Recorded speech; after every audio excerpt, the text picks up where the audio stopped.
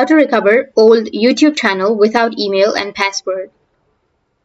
So if you want to recover your old YouTube channel without email and password, then first make sure that you have a stable internet connection.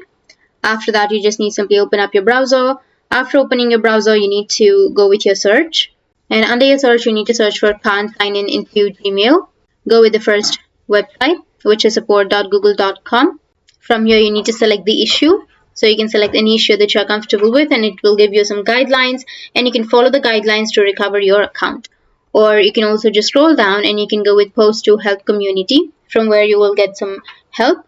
Scroll down again, go with post a question, and here you need to enter the short summary of your issue, like recover old YouTube channel or your old Google account. And after that, scroll down, explain your problem, select your category, and then go with next.